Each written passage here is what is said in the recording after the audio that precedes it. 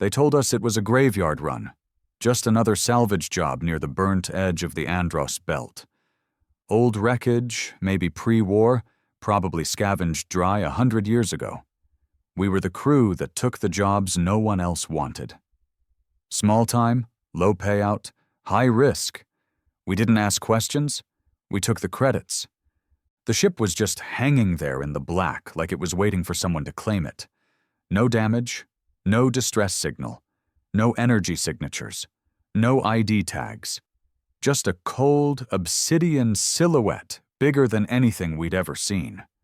Not built by any known race, and definitely not by humans. We docked, of course. Curiosity always trumps caution when you're desperate. The airlock resisted at first, then hissed open on its own. No power, no lights, but the mechanisms were flawless. We stepped into a corridor made of a dark alloy that absorbed every bit of light we carried. It was cold, silent, and wrong in a way that made your bones ache. But the ship, it felt alive. The first sign that this wasn't just another derelict came when Foster touched a wall panel. Nothing. Then Morales. Still nothing. But when I brushed my hand against it, it lit up. Just a soft pulse of amber light, like a heartbeat recognizing its owner. Everyone froze. We all saw it. The look on Foster's face said everything. This wasn't just salvage anymore. This was first contact. And for some reason, this alien relic wanted something from me. More lights followed as I moved forward. Doors slid open before I could ask. Systems started humming to life, slow and cautious, like the ship was waking up after a long sleep. But only when I was near. Anyone else? Dead silence. We tried everything. Foster yelled commands. Morales hooked up translators. Nothing worked unless I was the one interacting. Not just doors, terminals, navigation hubs, engine diagnostics. They only responded to me. Try the bridge, Morales said, her voice tight with something between awe and fear. If it responds there too? The bridge was a cathedral of black stone and silver veins. And when I stepped in, every console lit up in slow, rippling waves. The ship welcomed me. It called me by name. I didn't tell the crew what I heard. The voice didn't sound human. It was ancient, layered like hundreds of whispers stacked into one. But it knew who I was. Not just my name. It knew things no one else did. Private memories, old regrets. Things buried so deep even I didn't visit them anymore. This ship isn't dead, I whispered. No, Foster said, stepping beside me. It's waiting. That night I couldn't sleep. Not in our docked freighter, not knowing that thing, whatever it was still watching. Because that's how it felt. Every breath I took inside it, every step I could feel it learning. Not just from me, but about me. And I couldn't shake the thought. What if it wasn't coincidence? What if we didn't find the ship? What if the ship found us? I didn't tell the rest what the voice said that night. Not because I didn't want to, because I couldn't. It wasn't just the language. It was like the voice spoke around words, like it reached inside my head and injected understanding directly into my nerves. No sound, no syntax, just truth. Cold and invasive. And it knew me. It knew things that no black box scan or digital profile could know. It mentioned a name I hadn't heard in 15 years, one I buried when I left Earth behind. My brother. The voice called him the first wound. That's how deep it cut. That's how real it felt. Not just data. It knew what I felt when he died. It tasted my grief. I didn't tell Foster. Didn't tell Morales. I just said the system responded with a diagnostic readout. Nothing special. But I watched them, and I saw what they were really thinking. Wonder. Fear. Greed. Especially Foster. He was ex-military. Clean cut on the surface, but you could smell the rot beneath. A man like that doesn't see an ancient ship as a mystery. He sees it as leverage, control, a future. And I saw that gleam in his eyes. Same one I'd seen years ago when we raided that mining vessel in the Helios Loop. The gleam that says kill if necessary. I stayed aboard that night alone. I had to. The ship wouldn't let anyone else in without me. The others went back to our freighter to rest, or pretend to. I stayed in what I guessed was the command chamber, sitting in that high-backed chair shaped like it was made for me. It even adjusted to my posture, shifting like a liquid skeleton beneath me. And then the lights dimmed again. The ship was speaking. But not with words this time. I saw images, flashes in the air, not holograms, more like memories. War, fire, screaming stars. I saw ships, huge living things, ripped apart in the void. I saw towering humanoids made of stone and light falling to their knees in defeat. I saw Earth. No, not Earth, us, humans. But we were different, larger, more primal. We were worshipped. I stood up fast, heart thudding. The images vanished. The silence returned. I turned and slammed my hand against the nearest panel. "What the hell are you trying to show me?" The voice returned. Quieter this time. A whisper that crawled up my spine.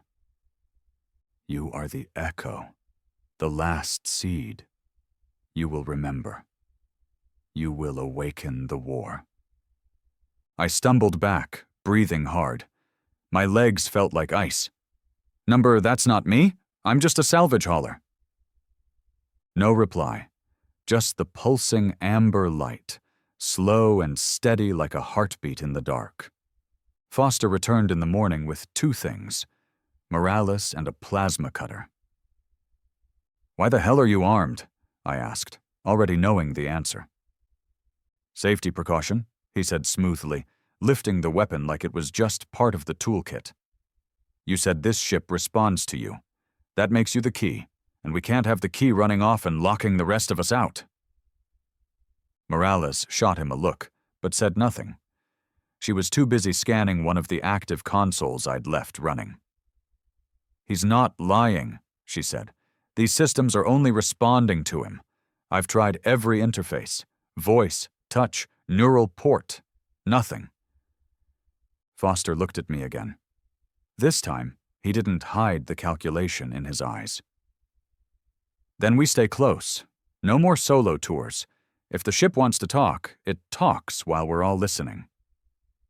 I didn't argue. There was no point. But that night the ship showed me more. This time it was more personal. The memory wasn't a battlefield. It was a temple. A huge, circular structure with carvings that shimmered as if alive. And at the center, humans. Hundreds of them. Standing tall, wrapped in armor that moved like liquid around their bodies. Weapons that bent gravity. Eyes that glowed with something ancient. And kneeling before them were others. Beings I didn't recognize. Not human. Some insect-like. Others too alien to describe. And all of them bowed, trembling. We weren't visitors to this ship. We were its makers, or our ancestors were. I woke up with blood on my lips. I'd bitten down so hard in my sleep I nearly cracked a molar. Morales was the first to suggest a theory out loud. "What if this isn't just an alien ship?" she asked, eyes glued to her screen. "What if it's part of us? Not metaphorically, literally." "Come again?" Foster grunted. "I've run biological scans on the interface points," she said. "This alloy, it reacts to his DNA. Only his. No known race in the Interstellar Council uses this kind of tech. No registration. No language base match. But when he touches it, it lights up like it recognizes him." Foster's jaw tightened. "Are you saying he's part alien?" She hesitated. "I'm saying whatever made this ship..." They left something in us, in him, maybe all of us, maybe just him. Foster looked at me like I was a puzzle he suddenly wanted to break open. We bring this to the council. We'll be gods. You understand that, right? I didn't answer, because I didn't trust what I was starting to feel.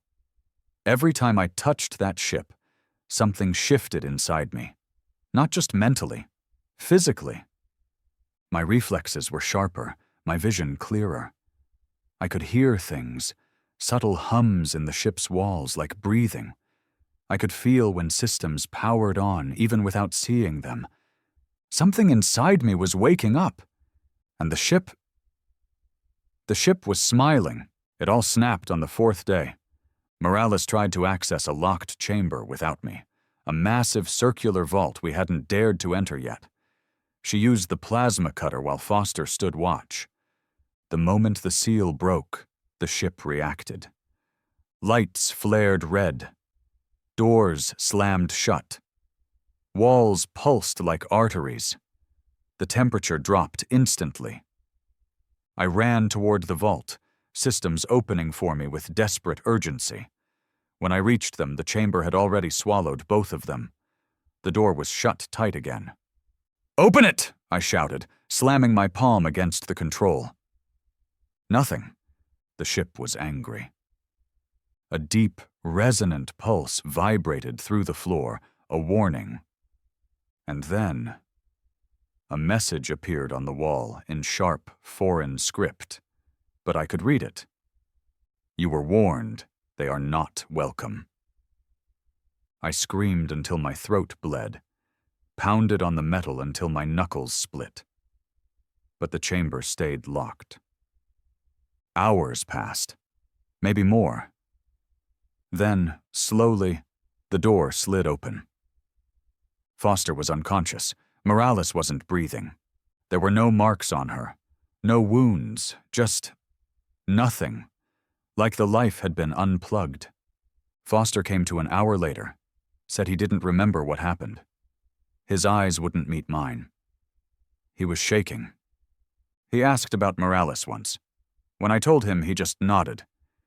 Then he asked about the ship. "Does it still respond to you?" I didn't answer. Because I knew the truth now. The ship didn't just want me. It needed me, and it would kill for me without hesitation. Foster barely spoke after Morales died. He kept to the edge of the ship, barely stepping inside unless he had to. I didn't blame him. Whatever he saw in that chamber, it broke something in him. His hands shook constantly now. He muttered to himself when he thought I couldn't hear. This thing was intelligent. Not in the way AIs pretend to be. It wasn't mimicking thought. It was thought. It pulsed with it. Intent. And that intent had narrowed down to me. Over the next few days, I stopped trying to fight it. I stopped trying to be normal, because normal didn't exist anymore. Not here. My hands would tremble every time I touched the control panel, but the ship's systems would always respond gently. It was like it cared. Like it knew I was afraid and adjusted itself to ease me in. It began feeding me data, not just visual memories like before, but knowledge. Systems, blueprints, weapon schematics, historical logs. It was all encrypted, unreadable by any standard language. But my mind processed it like it was always meant to. Like unlocking a door in a house I'd forgotten I once lived in. I spent hours in that chamber, eyes locked to the cascading symbols across the main screen.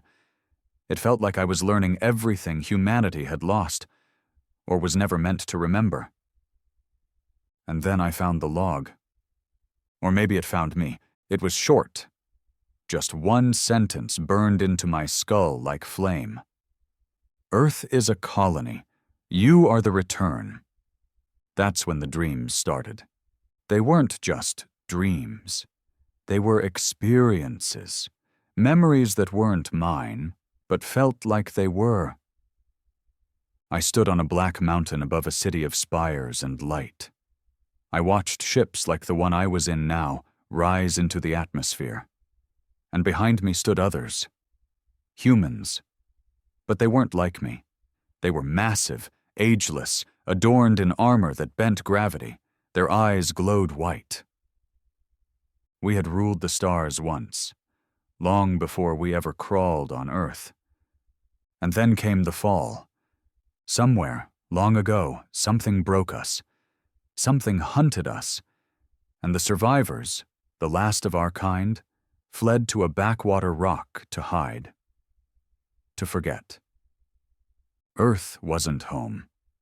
It was hiding, and now something had found us again. Foster came to me 2 days after the dream started. He looked rough, gaunt, pale, eyes sunk into sockets that hadn't slept in days. "We need to talk," he said. I didn't move from the command chair. "About Morales?" I asked. He shook his head. "About you, about the ship, about what you're becoming." I flinched at that. Becoming? He pointed to my arm. I looked down. The veins beneath my skin were glowing faintly. Amber, like the ship's lights. "You think I haven't noticed?" he said. "You don't eat, you don't sleep. You plug into that thing for hours, and when you come back, you know things no one taught you." I didn't answer. "Is it changing you?" he asked. "Are you still... you?" That question hung in the air like smoke. Was I? I still remembered Earth, still remembered my name. The bar where I got into a fight that cost me my job. The girl I left behind when I shipped out. The taste of bad whiskey. The ache of old regrets. But those memories felt distant now. Like stories I'd been told. Not things I lived. "Would it matter?" I finally asked. "If it is?" He didn't answer, just stared at me for a long moment, then nodded like he'd made peace with something. "I'm getting out of here," he said. "I don't care if I have to rip our freighter loose with my hands. This place, this ship, it's wrong." "You think you can leave?" I asked quietly. His expression darkened. "I don't give a damn what it lets me do. I'm going to try." He turned and walked away. I sat there for a while, the ship humming beneath me like a heartbeat. I expected it to say something. Warn me. Maybe threaten him. But it didn't. And somehow that was worse. He made his move at night. I was in the chamber again, reviewing a star map that extended far beyond known council territory. The moment I felt the energy shift, I knew he was trying to bypass the dock controls again. And this time he brought explosives. The detonation rocked the hull. I was thrown across the room, my ears ringing. The emergency lights blinked red, and for the first time, the ship screamed. Not through speakers, through me. Pain surged in my chest like a punch from inside my lungs. I staggered up, vision doubling. Foster had found the core, and he was trying to kill it. I ran. The hulls twisted for him. I could feel it. The ship didn't show him mercy this time. Doors sealed, floors dropped, walls moved. I ran anyway. When I found him, he was already bleeding. One of the corridors had split open beneath him. A trap. He was hanging by one arm, coughing blood. His plasma cutter was gone, lost to the pit below. "Help me," he shouted when he saw me. I hesitated. Then the voice came again. "He is a relic. He will betray. Let the past die." I ignored it. I reached down, grabbed Foster's wrist, and pulled. The ship didn't fight me. Not this time. Maybe it was testing me, or maybe it knew what would happen next. We sat in silence after I dragged him out. He didn't thank me, didn't even look at me. "You've changed," he said. "Yeah. You're not human anymore." I looked down at my glowing arm. Then maybe it's time to stop pretending I ever was.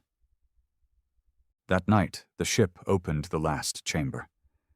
It was deeper than the rest, hidden beneath a false floor I hadn't noticed before. I stepped through alone. Foster stayed behind, too broken to follow. Inside was a throne. Real this time. Not a chair, a throne. Ancient, obsidian, laced with silver veins. The walls pulsed with memory, and behind it, a body. Not human, not alien either. Something in between. Tall, armored in skin that looked like molten metal, eyes closed, still, preserved. I approached, and the body opened its eyes. It didn't move, just stared at me. And I knew it was me. Or rather, it had been me, a life long ago, a cycle forgotten, a warrior buried in flesh and ignorance and thrown to earth like seed in soil. I touched its chest, and everything came back. The moment I touched its chest, I stopped being who I was, not because I died, not because I forgot, but because I remembered everything. The soldier in the chamber wasn't a corpse. It was a recording, a biopreserved echo of a former self, suspended between life and death. Not quite a clone, not quite a ghost, something beyond what Earth's sciences could dream of. It opened my mind like a vault, flooding it with lifetimes. I had been him. I had worn that armor. I had commanded this ship. I had led a war so old the stars themselves had moved since then, and I had failed. Back then, we weren't scattered humans barely scratching the galaxy. We were conquerors, civilized, structured, absolute. We called ourselves the First Line. Earth wasn't the origin. It was a graveyard, a hiding place we abandoned everything to create after the collapse. We hadn't been overthrown by stronger forces. We were betrayed. One of our own, one of the Ascended, had turned against the core, used knowledge never meant for individuals, learned how to manipulate time, memory, identity. He didn't kill us. He unmade us, shattered our history, splintered our purpose, buried our essence in primitive shells. United States, humans. We were the broken fragments of gods. And now I was remembering what I had been. When I pulled back from the chamber, the ship's lights turned white. Not amber, not red. White, pure and blinding. The voice returned, no longer whispering. General Valor, you are restored. Command authorization reinstated. Do you wish to initialize the remaining fleets? I staggered back, my head pounding. General Valor! That was me. That is me. The memories weren't vague dreams anymore. I remembered issuing orders from the Prime Bastion, remembered orbital sieges, remembered the last time I saw the Ascended traitor, and how I failed to stop him before he fractured the truth across the stars. I looked down at my hands. The glow wasn't just in my veins anymore. It had spread across my skin like veins of light, pulsing with every heartbeat. Foster was right. I wasn't human anymore. But then again, maybe I never was. When I returned from the chamber, Foster was waiting, barely standing. He looked like he hadn't eaten or slept in days. Maybe longer. His skin had a gray pallor to it, and his eyes were sunken, hollowed out by fear. He looked at me and didn't speak for a while. Then finally, "What are you?" I didn't lie. Not this time.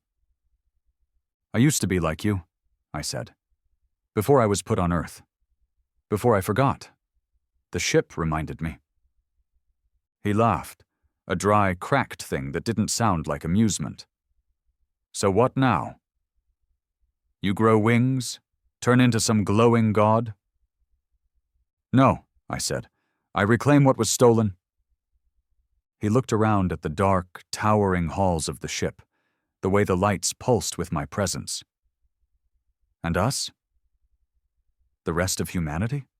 Just collateral?" I looked at him for a long time before answering.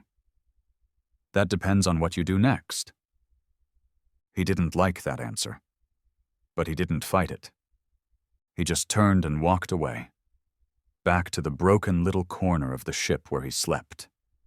Maybe to rot, maybe to pray. I didn't care anymore. The more I remembered, the less I felt human emotion. Regret, yes, but not empathy, not fear. Those things were fading fast, replaced by something deeper, colder, ancient. Duty. The next 2 days were spent in the ship's nerve core. The interface wasn't technological. It was biological, like placing my mind into a larger consciousness. The ship and I were the same now. It showed me the position of the remaining dormant vessels. Hundreds of them, scattered across void space, buried on lifeless moons, hidden beneath dead planets. Each one containing another piece of us, another soldier, another weapon, another key to the old war. I sent the signal. Reactivation beacon initiated. Frequency locked. All surviving vessels will converge. And just like that, the sleeping gods would begin to stir. But not all of them were loyal. That was the final memory, the one buried beneath every other. Before I was sealed into human form, I had captured the traitor. But I didn't kill him. I sealed him in another ship, identical to mine, the Void Ark. Its location was erased even from my own knowledge, buried by protocol, sealed until the signal awakened him too. Which meant he was awake now. It started with static. The ship flared a warning. A counter-frequency was being broadcast. He was trying to jam me, to suppress the other ships, to stop the fleet from rising, and worse, he was calling to humans. I saw it, flickering through the ship's main interface, messages sent across subspace channels, propaganda, false truths. Alien threat detected. Unknown vessel compromised.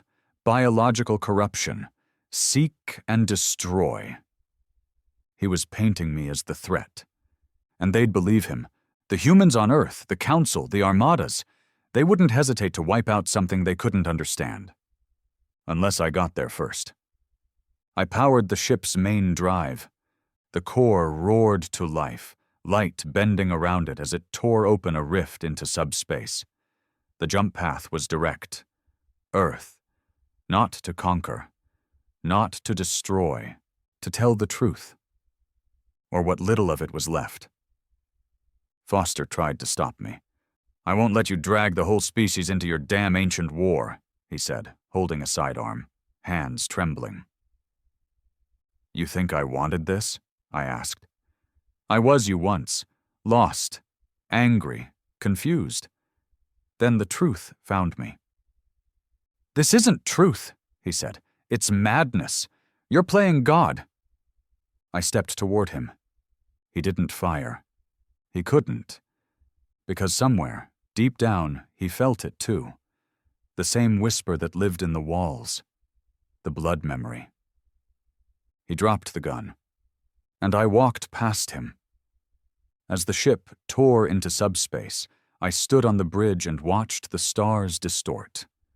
The coordinates were locked. The war had never ended. Only paused. And now, humanity would remember what it was. Whether it wanted to or not. The subspace corridor collapsed with a thunderous ripple as the ship exited warp near Earth orbit. Nothing had changed. Cities still glowed beneath the clouds. The orbital stations drifted peacefully. Civilian transports buzzed in the upper atmosphere. Earth, to the unaware, was the same cradle of ignorance it had always been, sleeping peacefully while the stars burned around it. But my ship didn't go unnoticed.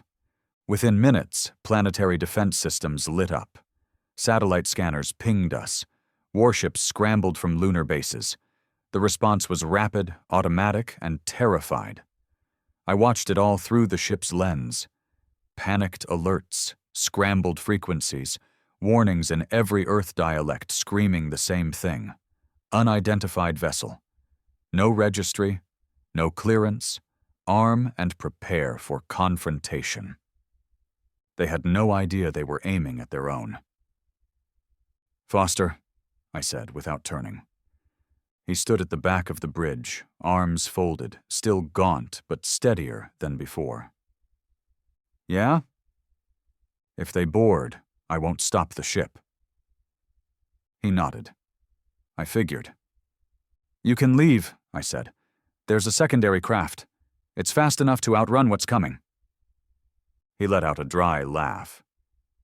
"You think I'd survive 5 minutes out there? Earth sees me coming out of this thing, they'll paint me as infected." "You're not wrong." He stepped closer. "But let's say I don't leave. Let's say I help. What then?" I turned and met his eyes. "Then you get to see the truth with your own eyes. What we were. What we still are." His jaw clenched. "You better be right." We sent no beacon. I didn't want to announce myself like a fool. The council wouldn't understand. They'd see war, not memory. I needed something smaller. Personal. I reached into the ship's neural web and found her. Eloise. An Earthborn linguist and signal analyst I knew from my old life, before memory. She used to decode deep space transmissions. She had the mind to comprehend what I'd send. She had also been someone I loved once. Not that she'd remember.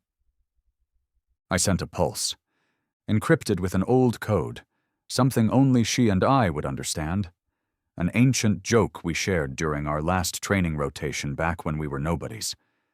If anything could get her attention, it was that. They didn't fire on us. Not immediately. Instead, we were hailed, voice only, tight beam. "This is orbital command to unknown vessel. You are in violation of Earth space protocols. Identify or we will engage." I answered, "I am not your enemy." A pause. Then, "State designation." I didn't hesitate. "Command General Valor of the First Line, last surviving vessel of the Core Warden Initiative. Earth is under threat from a traitor awakened by subspace resonance. You must not engage." Silence. Then static. Then, "This is some kind of sick prank," another voice said. Younger, nervous. "There is no such designation in Council archives." "That's because your archives are broken," I said. The first warship approached, its hull bristling with missile tubes and plasma coils. A Council-class cruiser. State-of-the-art by human standards. It looked like a child's toy from where I stood. Foster shifted. "They're going to fire." "They won't get the chance." I reached into the ship's systems. The response was immediate. A soft pulse rippled outward from our hull, an electromagnetic null field, silent and invisible. It kissed their sensors, curled around their circuits, and shut them down. The cruiser drifted, dead in space. No shots fired, no alarms triggered. Just silence. The crew inside would be safe, confused but unharmed. I wasn't here to kill humans. Not yet. Then she answered. A private transmission. Voice only. "Who are you?" Eloise asked. Even after all these years, I knew that voice. "I'm the part of you that remembers what you were," I said. "We served together. Once, a long time ago. I need your help." Another long pause. "You sent the Orion joke cipher," she said. "Yes. No one else knows that." "I know." Her voice dropped. "You're not human, are you?" "I am," I said. "Just not like them." "You expect me to believe that you're some ancient god in a relic ship, come back to warn Earth of a cosmic traitor?" "No," I said. "I expect you to feel what you already suspect, that Earth isn't where we began, that we've always been missing something, that the past has been off. Her breathing changed. I've seen the anomalies, she whispered. Artifacts, tech that shouldn't exist, buried signals with language constructs that predate humanity's rise by millennia. We've all seen them, but we're told to classify and ignore. Because someone doesn't want you to remember, I said, and he's coming. She agreed to meet me, under the radar, no authorization, one shuttle, cloaked, unarmed. She docked alone. Foster watched her like a hawk, but I told him to stand down. She walked into the ship's interior like someone walking through a church built by ghosts. Her hands shook as she touched the walls. They feel familiar, she whispered. They should. She turned to me slowly. You were telling the truth. I wish I wasn't. She helped us connect to the planetary systems, bypassing council oversight, a risky move. But she was good. Too good. I suspected, somewhere deep down, she had always been one of us, a sleeper like me. Together, we unlocked the coordinates of the Void Ark, the prison ship of the traitor. It was moving. Fast. Its trajectory was clear. Earth. And then, he spoke. Not through a signal, not through a broadcast. Through me. My head snapped back as a sharp pain ripped through my spine. My vision blurred, my chest heaved. Then a voice, cold, elegant, mocking. Still playing hero Valor? Still clinging to the corpse of humanity like it matters? Get out of my head, I growled. You had your chance. You failed once. Now you're dragging them into a war they can't win.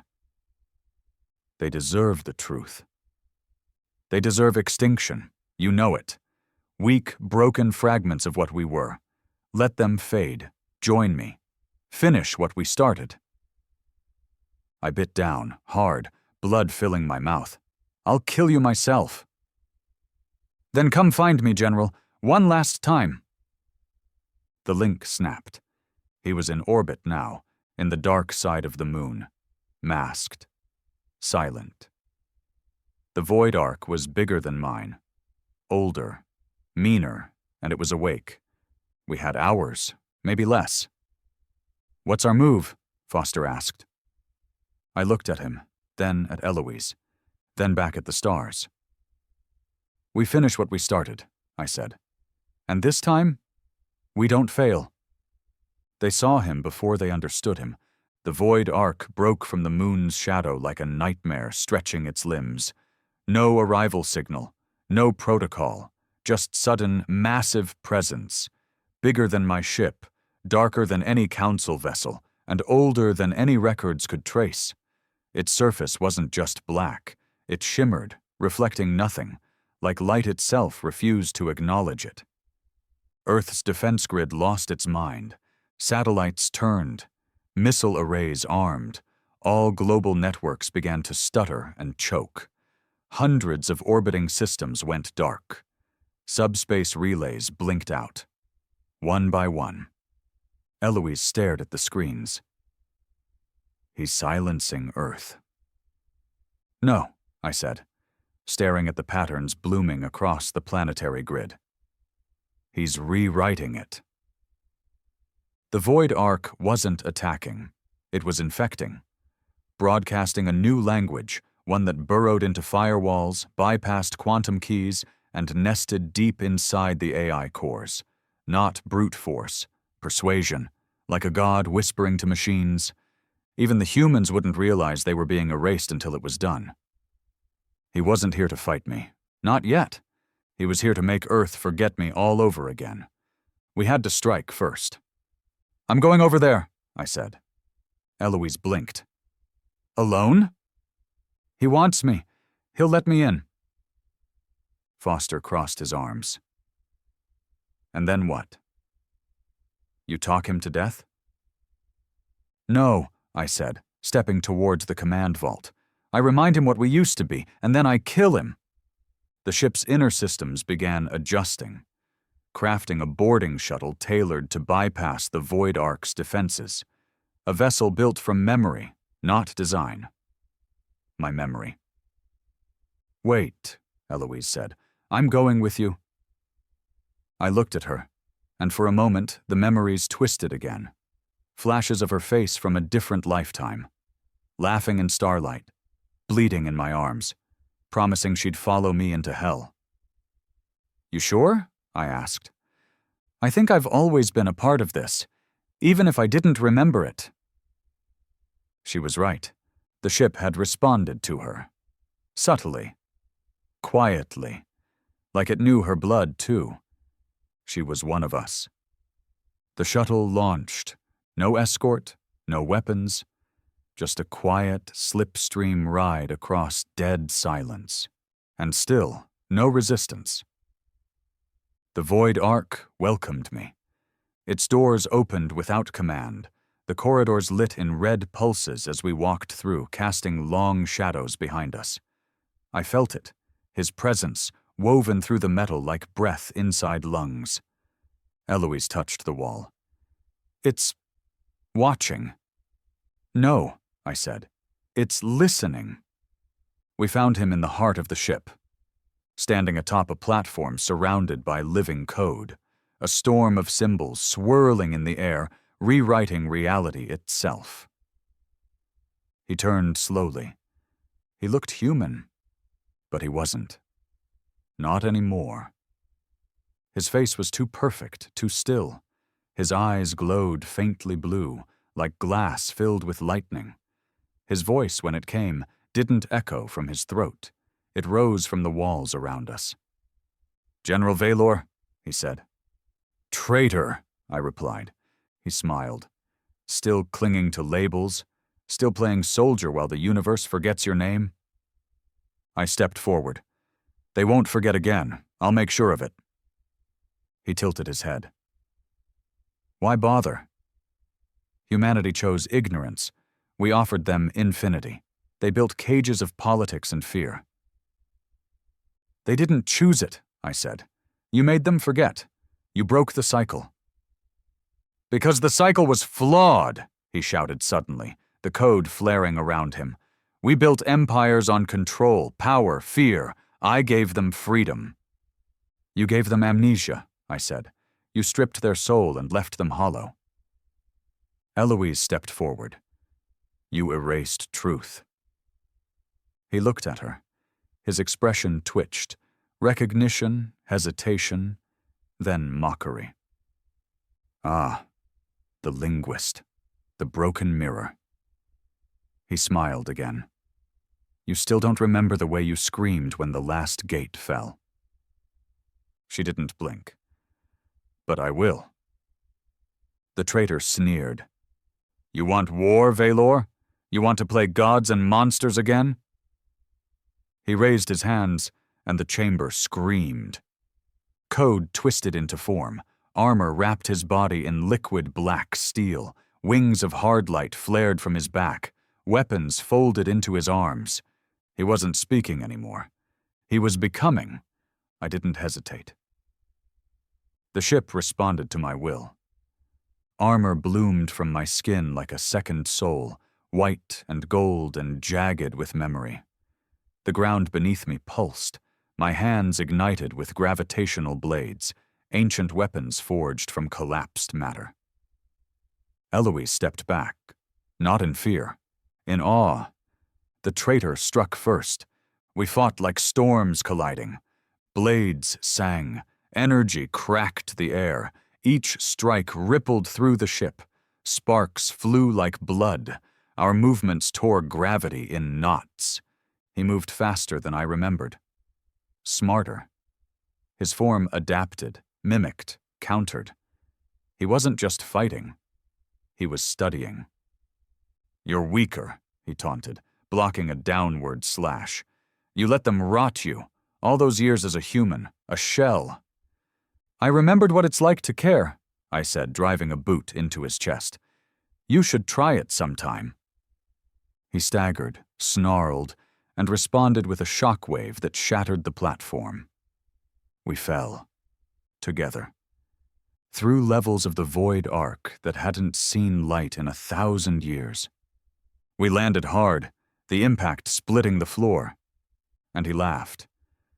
"You always thought you could save them," he said, voice echoing through broken steel. "You think truth makes them better?" I stood. Truth gives them a chance. He rose, too, eyes burning. "They'll hate you when they remember. The gods they once worshipped became tyrants. You led them. You broke them." "Then I'll pay that debt," I said. "With your blood?" We clashed again, harder this time. No words, just violence. Just the sound of old gods finishing what they started. Back on my ship, Foster watched the void arc pulse with energy. "What's happening in there?" The ship answered. "Judgment." I hit the deck hard, armor screeching across ancient metal. The air sizzled around me as the traitor's weapon cracked the walls. A split second later, he was on me again. Blades drawn from pure code, arms swinging like living executioners. Every strike aimed to erase, not wound. He wasn't just fighting to win. He was fighting to unmake me. I rolled out of the arc of his next blow, the ground erupting behind me. Heat blistered the air. My armor was already fracturing, seams splitting under pressure that bent time. The void arc didn't obey gravity the way it used to. Not for him. He'd rewritten its laws. "You're not fighting me," he hissed. "You're fighting evolution, progress. I left the gods behind for a reason." "You're no god," I spat, rising to one knee. "Just a coward who rewrote history because he couldn't live with it." His eyes flashed. History was a cage. He struck again. I caught his blade with mine, metal singing against memory. Our faces were inches apart. I could see what he had become, not just alien, hollow, all that brilliance, all that power, and yet he looked dead behind the light. "You think they'll thank you?" he growled. "The humans you protect? You think they want to remember the wars, the blood, the arrogance of their origin?" "They deserve the choice," I grunted. "They deserve mercy," he said, driving a knee into my gut. "And mercy is forgetting." We crashed through another level. It wasn't even a room anymore, just a hollow core where data storms howled like spirits. Symbols rotated through the air like blades. Time felt slower. My limbs moved like they were wrapped in concrete. He was controlling the environment now, warping the tempo of the fight. And I was losing. Every strike cost more energy. Every parry shook my bones. He was learning my rhythm, adjusting in real time. His movements blurred, strikes that bent light, limbs that extended unnaturally, armor that adapted like a parasite. I could barely breathe. Then I remembered Eloise. Somewhere above, she was still inside this monster of a ship. Still waiting. Watching. Maybe praying. I couldn't fall here. Not again. I slammed both fists into the floor. The ship responded. Not the void arc. Mine. Across the divide of space, across the silence of centuries, it felt me. Command acknowledged. The floor beneath us exploded. I was yanked upward, gravity reversing. The traitor rose with me, off balance. I twisted midair, activated my internal reserves. The armor flared, reigniting with golden light. I drove into him like a meteor, crashing into the upper deck and pinning him beneath tons of debris. He howled. Not in pain, in fury. "You still think you're right?" he spat through broken teeth. "After everything?" "I don't need to be right," I said. "I just need you gone." Then came the second voice. Eloise. "I found it!" she yelled through comms. "His core, his signal amplifier. It's not just running the ship, it's running him!" I froze. The traitor's head whipped toward the sound. No! He surged upward, throwing me back. I hit the wall, armor cracking. He was fast again, too fast. But I didn't need to chase. Eloise knew what to do. The amplifier core was buried in the bridge of the void arc, a crystalline spire laced with neural circuits and biological veins. It pulsed with dark light, humming like a beast dreaming of war. Eloise stood before it, breath ragged. It knew her too. Only one command, it said in a voice like crushed glass. Erase or activate. She looked up. What happens if I erase? He dies. She swallowed. And activate? He becomes what he was before, all of it, all memories restored, all power, no restraint. She hesitated. Her hands shook. The traitor burst into the chamber a second later, face contorted in raw desperation. Don't, he snarled. You don't know what that thing is, what I was, what we were. I think I do, she whispered. Then you know, he said, slowing now, voice softer. We were monsters, titans, tyrants. I tried to fix that. By lying, by saving. He stepped closer. You want truth? Truth is blood and memory and fire. The moment you activate that core, he becomes the weapon again. The killer. So do I. So do you.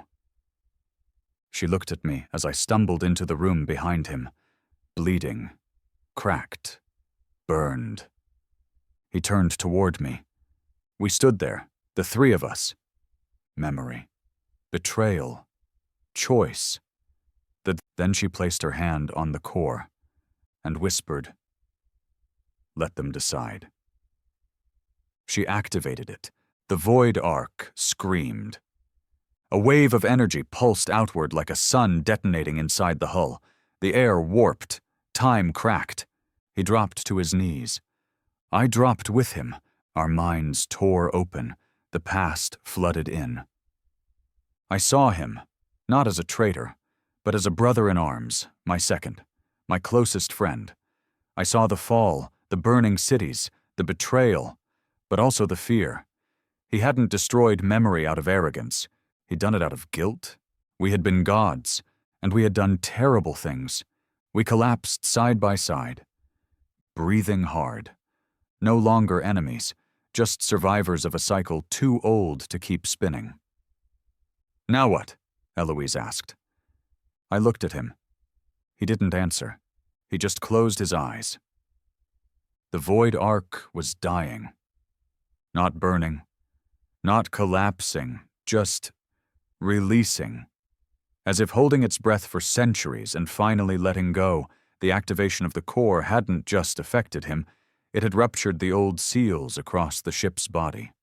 Symbols dimmed, hallways relaxed, lights pulsed in long, soft waves, not of warning, but of peace. A kind of death, maybe. He didn't move for a long time. Not dead, not broken. Just sitting beside the core with his head tilted back, eyes shut, armor dimmed and open at the seams. I watched him, arms crossed against my own bruised ribs. You remember now, I said. He nodded slightly. All of it. So do I. He opened his eyes. They weren't blue anymore, just gray. Human. Tired. You came to kill me, he said. I did. Still going to? I didn't answer. Eloise stood beside me. Her hand had left the core, but her fingers still glowed faintly with the echo of its touch. She looked at him, not with hatred, but with something else. Pity or understanding. I read the logs, she said softly. You weren't wrong about what we were. What we did. No, he replied. And that's why I buried it. The history, the names, the language, all of it. Because we weren't heroes. We were gods playing games with planets. The war was a cover. The real sin was how easily we justified it. They wouldn't have, he said. You think Earth could have carried the weight of what we were? The Council? The colonies? They'd tear each other apart the moment they realized they came from monsters. He wasn't wrong. And that was the problem. The truth wasn't noble. The truth was ugly. We weren't lost kings or forgotten warriors. We weren't romanticized saviors left behind by time. We were conquerors who fell on our own swords. We ruled with brilliance, but without restraint. We were feared, worshipped, and we burned half the stars we touched. And when it all broke, when the betrayals came, we hid the truth not to protect it, but because we couldn't bear to admit what we'd become.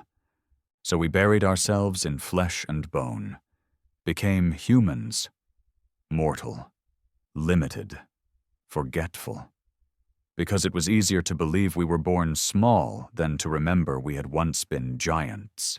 The ship's systems continued to fall quiet. The Void Ark was dying because its purpose had ended. The last protocol had run. The last argument made. The final choice now belonged not to machines, but to us. I looked at Eloise. You don't have to stay in this, I said. This was never your war. Yes, it was, she replied, even if I didn't remember. Her eyes met mine. We all carry pieces of the past. Yours are just louder. She turned towards the traitor, toward the man who had nearly unmade history. What do we do with him? She asked. He looked at me. Execute me, if you're still clinging to duty. I won't stop you. I considered it. I really did. There was logic in it. Justice, maybe even mercy. End the cycle with a clean cut. Let Earth live on in its illusion and take the truth back to the void. But then I thought of the choice Eloise had made. Not to kill, not to erase, but to awaken. I turned and walked to the nearest console. My armor receded as I moved. The ship still knew me, still loved me in its way. Broadcast the core memory archive, I said. To all human channels, all frequencies. Eloise inhaled sharply. You sure? They deserve to know. The ship paused, like it was waiting one last time for me to take it back. I didn't. The message began to send. A flood of images, languages, memories, code so ancient it cracked open the newer systems just to fit inside. Earth's grids trembled as it passed through. Defense satellites blinked, civilian channels stuttered, and then silence and understanding.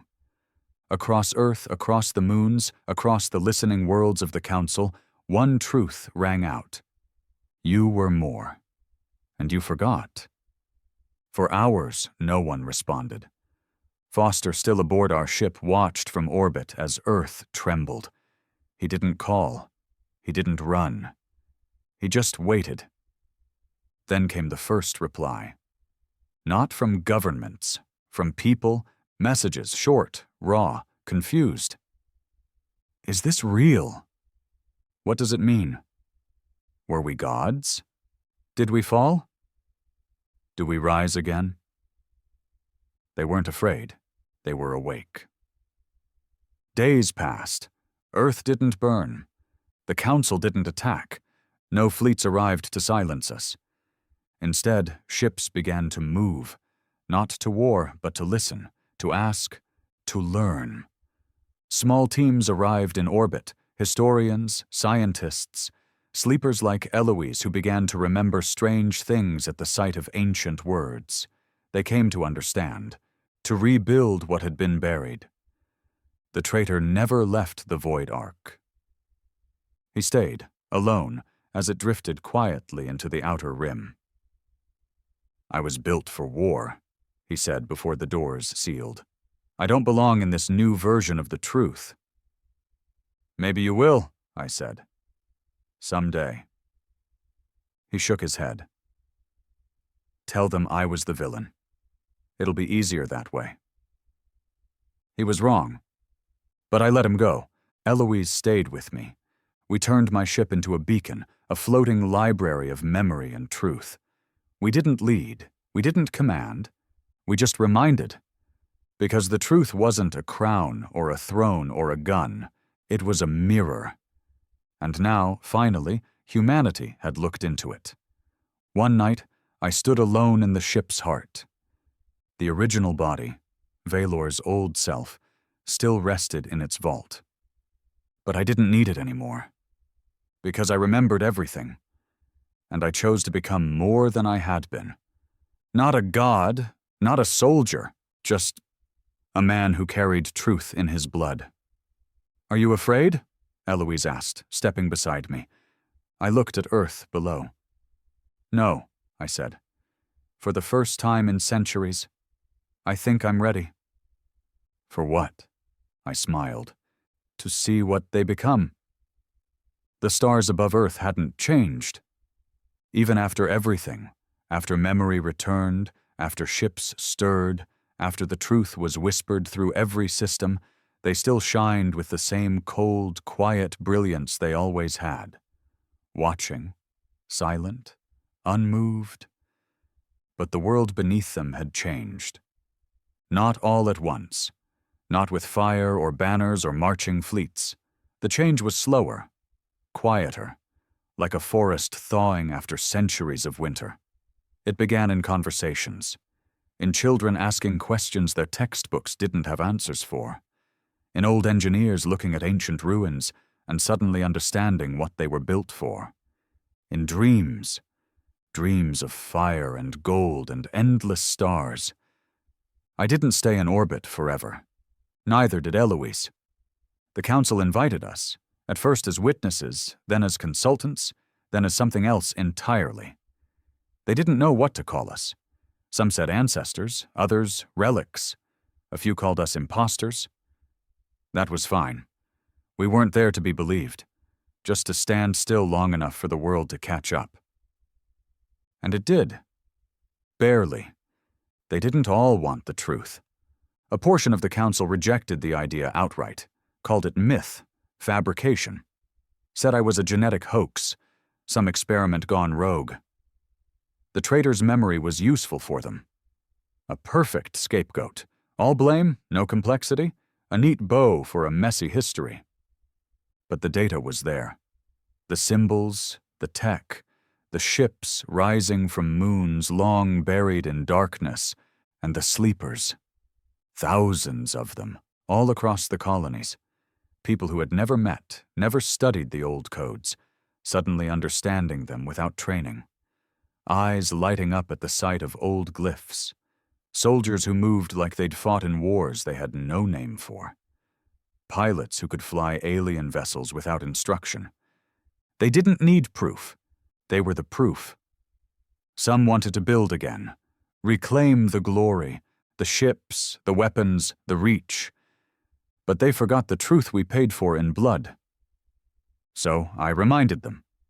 I released the war logs, not the victories, the horrors, footage, personal accounts, battle reports. I showed them what we had been, not gods, weapons wielded too long. And still, a few wanted that power. But not many. Not once they saw what it had done to us. I visited the Void Ark one last time. He was still there.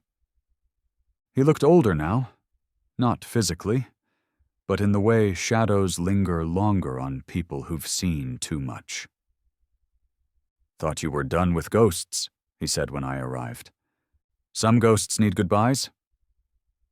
He didn't argue. He just looked at the stars. "You were right," I told him. "We owed them the truth." He nodded. They deserved it. A long pause. "I'm still not ready to walk among them," he said. "I know." "You?" I looked back at the transport waiting for me. "Someone has to teach them how to fly." Eloise became a voice, not just beside me, but across the stars. She was better at it, softer, smarter, less wounded. People trusted her. They should. She remembered enough to speak with authority, but not so much she drowned in it. A perfect bridge between what was and what would be. She taught the new generation of historians, of linguists, of thinkers who didn't want to rebuild the old empire, but to understand it, who didn't reach for glory, but for context. It was slow work, but it was honest. I started writing, not reports, not strategies, stories, accounts, memory logs, the kind of stuff that made commanders nervous, that turned statues into men and legends into flaws, the kind that made people see us not as gods, but as men who once forgot who they were. One day, a child found me at a lecture. She couldn't have been older than 10. Big eyes, sharp tongue, the kind who would have led legions in the old days. "Are we going to be gods again?" she asked. I smiled. "Do you want to be?" She frowned. Thought hard. "Number, I think we should just be better people." I nodded. "Good answer." She didn't smile, just looked me dead in the eye and said, "Then you better teach us right." That's the legacy now. Not power, responsibility. Not remembering for its own sake, but to make sure forgetting never becomes the easier option again. The ship still waits for me, orbiting the outer belt like a guardian. Silent. Watching. It doesn't speak as often, because it doesn't have to. We remember now, all of us, and memory. Memory is a weapon that belongs to the ones brave enough to carry it without using it.